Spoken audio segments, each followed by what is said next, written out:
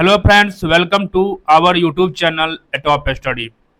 आज हम लोग रेलवे के ही प्रीवियस क्वेश्चन का डिस्कशन करने वाले हैं। जो एनटीपीसी के ग्रेजुएट लेवल की एग्जाम जो 2025 में संपन्न हुआ है, उसमें हाइट एवं डिस्टेंस चैप्टर से जो भी क्वेश्चंस पूछे गए हैं उसका डिस्कशन करेंगे।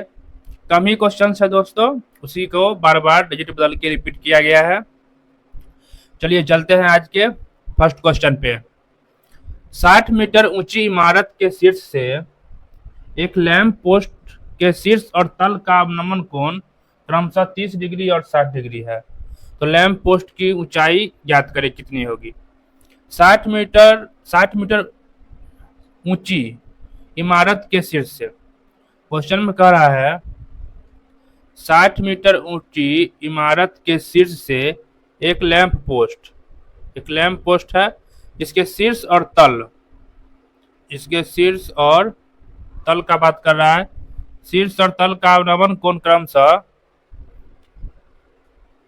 30 एंड 60 डिग्री है। इसका वैल्यू फ्रेंड्स 30 डिग्री शीर्ष का अवनमन कोण, और यह है तल से जुड़ा हुआ है, इसका अवनमन कोण दे रखा है 60 डिग्री। तो पूछ रहा है उस लैंप पोस्ट यानी इसकी ऊंचाई कितनी होगी, ये पूछा जा रहा है। देखिए फ्रेंड्स, ये यदि 60 डिग्री है तो ये पार्ट होगा 30, और ये 60 है तो ये पार्ट भी 60 है। अंतर कोण से ये पार्ट 60 डिग्री होगा। 60 है तो 30, ये 90। उसी प्रकार यदि नीचे बेस के पैरेलल एक लाइन यहाँ से खींचते हैं तो इस पार्ट का वैल्यू 30, फिर इस पार्ट का वैल्यू हो जाएगा 30। एक अंतर कोण से इक्वल हो जाएगा। या ये 30 है तो ये पार्ट 60, ये पूरा पार्ट 60, तो ये पार्ट 30 होगा। तो हम ये दोनों कोण पता कर लिए। अब हमें इसकी ऊंचाई बताना है। हम पूरा जानते हैं 60 है। यदि हम इतना पार्ट का ऊंचाई पता कर ले, इसको ए मानते हैं, इसको बी मानते हैं, यदि हम ए बी पता कर ले तो पूरा में से ए बी का जो निकलेगा ऊंचाई उसको माइनस कर देंगे तो इस पार्ट का निकल जाएगा। यही पार्ट लैंप का ऊंचाई है, तो उसका आंसर निकल जाएगा। हम पता करते हैं ए बी को। तो पहले ए बी पता करने के लिए इस ए बी और सी इस त्रिभुज में हमें बी सी यदि पता चल जाए तो tan 30 लगा के हम ए बी निकाल सकते हैं। तो पहले बी सी पता करते हैं। जो बी सी है वही ये नीचे का बेस है। इस बड़े वाले को हम मान लेते हैं ए ई एफ। हमें एफ सी का ऊंचाई बताना है। तो देखिए त्रिभुज ए ई एफ में देखते हैं। त्रिभुज ए ई एफ में tan 60 का हम लगाते हैं। tan 60 का वैल्यू क्या होगा। tan थीटा हम जानते हैं लंब बट्टा आधार होता है, यानी सामने की भुजा बट्टे बेस की भुजा। सामने की भुजा क्या होगा इसके लिए ए ई बट्टे ई एफ। अब tan 60 का जो वैल्यू होता है वो होता है √3। tan 60 का वैल्यू √3 और ए ई का वैल्यू दे रखा है 60। हमें ई एफ पता करना है। ई एफ यहाँ से ई एफ का वैल्यू आ जाएगा 60 है बट्टा में √3 बराबर। यहाँ देखिए 20 गुने, इसको लिख सकते हैं 3 बट्टा √3। इससे ये जाएगा तो √3 बचेगा, इसको हम तोड़ के बताते हैं। √3 को हम तीन को क्या लिख सकते हैं, √3 गुने 3 बट्टा √3। एक से एक कट सकता है तो बच गया ई एफ का वैल्यू 20 √3। अब ई एफ का वैल्यू हम जान गए। जो वैल्यू ई एफ का होगा वही वैल्यू बी सी का होगा। चित्र में देखिए क्या है कि ई एफ जो है बी सी के इक्वल है। अब त्रिभुज ए बी सी में देखते हैं। त्रिभुज ए बी सी में tan 30 लगाते हैं यदि tan 30 डिग्री, इसको हम देख रहे हैं। सामने की भुजा ए बी और बेस की भुजा बी सी होगा, यानी कि tan 30 बराबर ए बी बट्टा बी सी हम लिख सकते हैं। तो tan 30 का वैल्यू होता है 1 बट्टा √3। ए बी हमें नहीं पता है, वही निकालना है ए बी बट्टा। अब बी सी जो है ई एफ के इक्वल है तो 20 √3। √3 से √3 खत्म, तो ए बी का वैल्यू आ गया 20 मीटर। अब दोस्तों ए बी 20 मीटर है, हम जान गए ए बी 20 है, तो ई बी क्या होगा। ई बी का जो वैल्यू होगा ए ई पूरा में से ए बी माइनस कर देना है। पूरा है 60 और वो है 20, घट के आ गया 40। यही बी ई जो है सो एफ सी के इक्वल है, तो एफ सी का भी वैल्यू आ गया 40 मीटर। यही एफ सी क्या है, लैंप है। लैंप की ऊंचाई हो गया 40 मीटर आंसर। ठीक है आया फ्रेंड समझ में। चलते हैं हम नेक्स्ट क्वेश्चन पे। जमीन पर एक बिंदु से पहाड़ी की चोटी का उन्नयन कोण 60 डिग्री है। तो यदि पहाड़ी 171 मीटर ऊंची है तो दिए गए बिंदु से पहाड़ी के चोटी तक की दूरी कितना होगा। जमीन पर एक पॉइंट से पहाड़ी के चोटी का उन्नयन कोण, पहाड़ी मान लिए, इसका उन्नयन कोण दे रखा है 60 डिग्री। इसको मानते हैं ए बी पहाड़ी है, इसको मान लेते हैं सी। 60 है। यदि पहाड़ी 171 मीटर ऊंची है, इसका बात कर रहा है 171 मीटर ऊंची है, तो दिए गए बिंदु से, सी बिंदु से पहाड़ के चोटी तक की दूरी क्या होगा, ये डिस्टेंस पूछ रहा है, एसी का वैल्यू। अब इस क्वेश्चन में हम अगर साइन लगाए तो साइन थीटा हम जानते हैं सामने की भुजा यानी लंब बटे कर्ण होता है। तो यहाँ से हम साइन 60 लगाते हैं। साइन 60 डिग्री बराबर सामने की भुजा ए बी बट्टा कर्ण ए सी। और साइन 60 का वैल्यू होता है √3/2, √3/2। ए बी दे रखा है 171 बट्टा ए सी। यहाँ से हमें ए सी निकालना है। तो ए सी बराबर 171 गुने 2 जाएगा बट्टे में √3। इसको यदि हम तोड़ते हैं 57 171 होता है बट्टा √3। इस 3 में √3 2 को होगा, तो इससे काटेंगे तो 1√3 बच जाएगा। 57 गुने √3 गुने 2, 57 दूना 114 √3 मीटर आ गया एसी का वैल्यू। यही हो गया इसका आंसर, ए नंबर इसका आंसर हो गया। चलते हैं अब नेक्स्ट क्वेश्चन पे।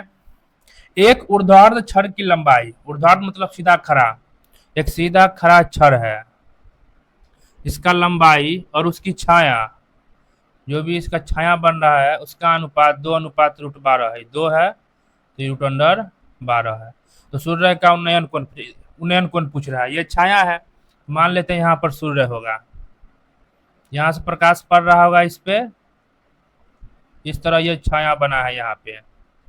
तो वही पूछ रहा है सूर्य का उन्नयन कोण, इसका वैल्यू कितना होगा, यही पूछा जा रहा है।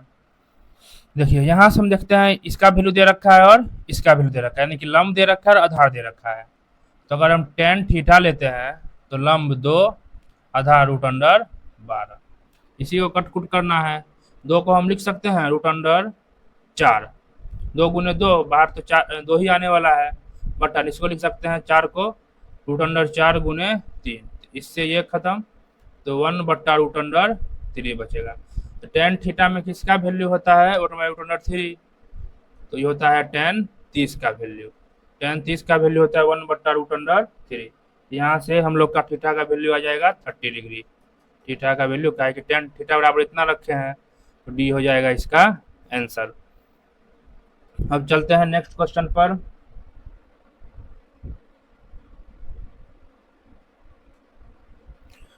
चौदह मीटर लंबी एक ऊर्ध्वाधर छड़ जमीन पर 5 मीटर लंबी छाया बनाती है। उसी समय एक टावर जमीन पर 44.5 मीटर लंबी छाया बनाती है।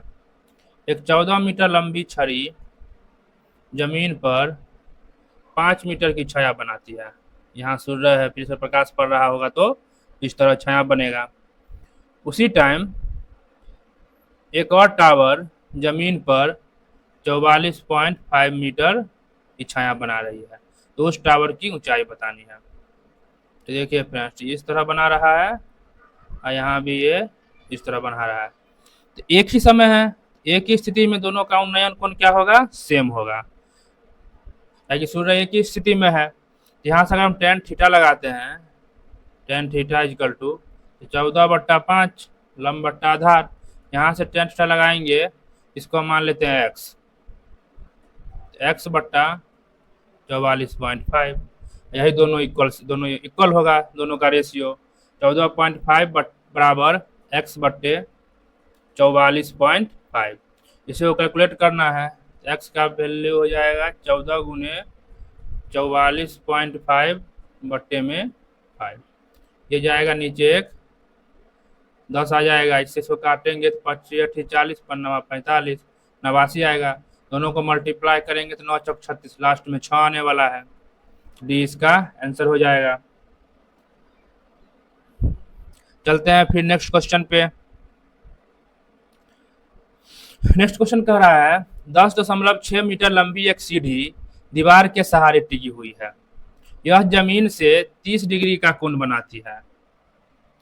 10.6 मीटर लंबी सीढ़ी दीवार के सहारे टिकी हुई, एक दीवार लेते हैं, इस पर एक सीढ़ी टिकी हुई है 10.6 मीटर लंबी और जमीन से 30 डिग्री का कोण बनाती है। तो पूछ रहा है दीवार पर सीढ़ी कितनी ऊंचा तक पहुंचेगी। इस दीवार पर सीढ़ी कितनी ऊंचाई तक पहुंचेगी, यानी यहां से यहां तक का डिस्टेंस पूछ रहा है। ये ए मानते हैं, ये बी और ये सी, यही ए बी डिस्टेंस को पूछ रहा है कितना होगा। दीवार पर सीढ़ी कहाँ तक पहुंचेगी, यानी इस पार्ट को पूछा है, अब इसे निकालना है। तो हम साइन कॉस टेन क्या ले, ये छो में जो ये और ये रिलेशन मिले, तो ये अगर यहाँ इस एंगल से पकड़ते हैं तो ये लंब होगा और ये कर्ण होगा, यानी हम साइन ले सकते हैं। तो साइन 30 इक्वल टू लंब ए बी और कर्ण 10.6 होता है। और साइन 30 का वैल्यू होता है 1/2 ए बी बट्टा 10.6। यहाँ से ए बी का वैल्यू 10.6 ऊपर बट्टा में 2, कट के आएगा 5.3 मीटर आंसर। इसका आंसर ये हो जाएगा। चलते हैं नेक्स्ट क्वेश्चन पे। नेक्स्ट कह रहा है दीवार के सहारे टिकी एक सीढ़ी क्षैतिज ग्राउंड के साथ अल्फा कोण बनाती है। फिर एक दीवार है जिसके सहारे एक सीढ़ी टिका हुआ है जो कि क्षैतिज ग्राउंड के साथ अल्फा कोण बनाती है और tan अल्फा का वैल्यू दे रखा है 15/8। tan अल्फा का वैल्यू 15/8। हम जानते हैं tan अल्फा होता है लंब बट्टा आधार, यानी अल्फा है तो इसका वैल्यू 15 होगा, इसका वैल्यू 8 होना चाहिए। ये ए मानते हैं, ये बी और ये सी। ठीक है, फिर आगे कह रहा है यदि दीवार से सीढ़ी के शीर्ष की ऊंचाई 30 मीटर है, दीवार से सीढ़ी के शीर्ष की ऊंचाई 30 मीटर है, इसका बात बोल रहा है। ये यदि 30 मीटर है, ये भी बोल रहा है यदि 30 मीटर है तो दीवार के सीढ़ी से पाद की दूरी ये कितना होगा बताना है, यानी ये डबल हो रहा है तो ये भी डबल हो जाएगा 16 मीटर। आंसर इसका ये नंबर। चलते हैं नेक्स्ट क्वेश्चन। उस बिंदु से एक 250 √3 मीटर ऊंचे टावर का शिखर का उन्नयन कोण ज्ञात कीजिए जिस बिंदु से इसके टावर के पाद की दूरी 250 मीटर है। उस बिंदु से उन्नयन कोण पूछ रहा है, ज्ञात करिए। जो बिंदु उस टावर के पाद से 250 मीटर की दूरी पर है और 250 मीटर ऊंचा टावर है, 250 √3 मीटर ऊंचा टावर है। फिर से क्वेश्चन देखते हैं। फिर क्वेश्चन है उस बिंदु से एक 250 मीटर ऊंचे टावर के शिखर का उन्नयन कोण है। 250 मीटर ऊंचा एक टावर है, ए भी एक टावर है, तो उस बिंदु से उसका उन्नयन कोण बताना है। इसका वैल्यू जिस बिंदु से इसके टावर के पाद की दूरी 250 मीटर है। आगे समझ में, ई दे दिया 250 √3 और 250 मीटर है तो इसको बताना है कितना होगा। फिर क्या लगाए, tan थीटा ही लगाते हैं। tan थीटा इक्वल टू 250 √3 लंब बट्टा आधार 250 होगा, ये कट के आ जाएगा √3। tan कितना का √3 होता है, तो tan 60 का वैल्यू होता है √3। यहाँ से थीटा आ जाएगा 60 डिग्री, उन्नयन कोण का वैल्यू हो जाएगा 60 डिग्री आंसर। चलते हैं नेक्स्ट क्वेश्चन पे। एक दीवार के सहारे टिकी हुई सीढ़ी का उन्नयन कोण। एक दीवार है, इस पर टिके सीढ़ी का उन्नयन कोण दे रखा है 60 डिग्री। सीढ़ी का पाद दीवार से 1000 मीटर दूर है। सीढ़ी का जो पाद है, सीढ़ी का जो निचला हिस्सा है वह दीवार के निचले हिस्से से 4.5 मीटर की दूरी पर है। तो सीढ़ी तो ये है, सीढ़ी का लंबाई पूछ रहा है कितना होगा, ए बी सी करते हैं, ए सी का वैल्यू पूछ रहा है। अब देखिए इस एंगल से देखते हैं, ये आधार हुआ, ये कर्ण हुआ, यानी हम कॉस लगा सकते हैं। कॉस 60 डिग्री इक्वल टू आधार बी सी और कर्ण ए सी होगा। तो कॉस 60 का वैल्यू होता है 1/2, अब बी सी है 4.5 बट्टा ए सी। ए सी का वैल्यू हो जाएगा, गुना कर देंगे 9 मीटर, यानी कि सीढ़ी की ऊंचाई हो गया 9 मीटर आंसर। चलते हैं नेक्स्ट क्वेश्चन। एक टावर से 30 मीटर दूर खड़ा व्यक्ति, एक टावर है, इससे 30 मीटर की दूरी पर खड़ा एक व्यक्ति, यहाँ पर व्यक्ति खड़ा है, इसका उन्नयन कोण 30 डिग्री अवलोकन करता है। ये 30 डिग्री का उन्नयन कोण का अवलोकन कर रहा है। तो टावर का ऊंचाई बताना है, ए बी सी, इसका वैल्यू बताना है कितना होगा। फिर देखिए लंब और आधार रिलेशन बन रहा है, तो 10 लगा देंगे। 10 30 degree equal to A B बट्टा बी सी, और 10 30 का वैल्यू होता है 1/√3, 1/√3। ए बी हमें निकालना ही है और बी सी का वैल्यू है 30, तो ए बी बराबर 30 ऊपर √3 नीचे, जो काटेंगे ऊपर 10 गुने 3 लिख सकते हैं, नीचे √3, तो 10 √3 से 3 को काटेंगे तो √3 बच जाएगा, 10√3 मीटर इसका आंसर हो जाएगा। फिर चलते हैं नेक्स्ट क्वेश्चन पर। ये सारे क्वेश्चंस पूछे गए हैं रेलवे ग्रेजुएशन लेवल एनटीपीसी के सीबीटी 1 एग्जाम में। अब क्वेश्चन है, समतल भूमि पर स्थित पी बिंदु पी से शीर्ष मीनार का उन्नयन कोण 30 है। यदि मीनार 50 मीटर ऊंची है तो मीनार के आधार से पी तक की दूरी बताना है कितना होगा। एक बिंदु पी है, इससे उसके शीर्ष का, मीनार के शीर्ष का उन्नयन कोण 30 डिग्री बता रहा है, और मीनार की ऊंचाई, ये ऊंचाई दे रखा है 50 मीटर, इसको ए बी मानते हैं, ए बी का ऊंचाई दे रखा है 50 मीटर। तो हमें भाई मीनार के आधार से पी बिंदु की दूरी बताना है, पी बी का वैल्यू कितना होगा ये बताना है। फिर लंब और आधार रिलेशन है, तो 10 30 फिर लगा देंगे, 10 30 डिग्री इक्वल टू लंब बट्टा आधार पी बी, बस वैल्यू पुट कर देना है। 10 30 होता है 1/√3, ए बी का वैल्यू है 50, हमें पी बी बताना है, पी बी बराबर 50/3 हो जाएगा आंसर ए नंबर। चलते हैं फिर नेक्स्ट क्वेश्चन। एक टावर जमीन पर लंबवत खड़ा है, एक टावर जो है जमीन पे लंबवत खड़ा है, जमीन पर एक बिंदु से जो मीनार से 27.6 मीटर की दूरी पर है, 27.6 मीटर की दूरी पर है, एक बिंदु है, शीर्ष का उन्नयन कोण 45 डिग्री है, तो मीनार की ऊंचाई ये बताना है। फिर देखिए लंब और आधार रिलेशन बन रहा है, 10 लगाएंगे, 10 45 बराबर लंब बट्टा आधार, 10 45 का वैल्यू होता है 1, तो ऊपर अगर ए बी मानते तो ये ए बी, इसे खुद बनाना है दोस्तों, ए बी और ये सी, ए बी बट्टा बी सी, बस एक था, दोनों इक्वल ही होगा, 27.6 ये 27.6 ये हो जाएगा इसका आंसर। चलते हैं नेक्स्ट क्वेश्चन पे। 12 मीटर और 20 मीटर ऊंचाई वाले दो खंभे समतल जमीन पर लगा है, दो खंभा है, एक है 12 मीटर, एक और खंभा है जो है 20 मीटर। खंभों के निचले हिस्से के बीच की दूरी है 15 मीटर, उनके शीर्षों के बीच का दूरी ये बताना है कितना होगा।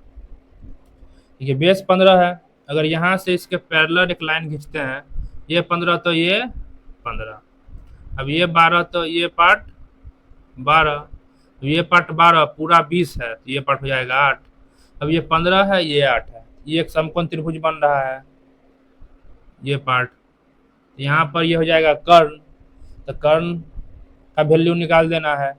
ये अगर पी क्यू आर मानते हैं तो पी आर का वैल्यू निकालना है, तो P R square equal to जानते हैं लंब स्क्वायर बेस आधार स्क्वायर, इसके इक्वल होता है पी क्यू है 8, 8 का स्क्वायर और 15 का स्क्वायर, 8 8 64 और 15 225, यहाँ से आ गया 289, तो पी आर का वैल्यू √289, 17 मीटर बाहर आ जाएगा, तो उसके शीर्षों के बीच की दूरी हो जाएगा 17 मीटर। चलते हैं अब नेक्स्ट क्वेश्चन पे। एक मीनार के शीर्ष का भूमि पर स्थित एक बिंदु से उन्नयन कोण, एक मीनार के शीर्ष का भूमि पर स्थित एक बिंदु से उन्नयन कोण 30 डिग्री है। इसका बात बोला 30 डिग्री है। वह बिंदु मीनार के पास 48 मीटर की दूरी पे है, तो मीनार की ऊंचाई क्या होगा? खुद बनाना है, सेम क्वेश्चन हुआ है, आंसर दे ही रखे हैं, खुद बना के आंसर मिला लीजिए। चलते हैं नेक्स्ट क्वेश्चन पे, और आज का लास्ट क्वेश्चन। एक पेड़ के आधार से 15 मीटर दूरी पर एक बिंदु से पेड़ के शीर्ष का उन्नयन कोण, क्वेश्चन है और आज का लास्ट क्वेश्चन है। एक पेड़ के आधार से 15 मीटर दूरी पर एक बिंदु से उस पेड़ के शीर्ष का उन्नयन कोण 45 डिग्री है।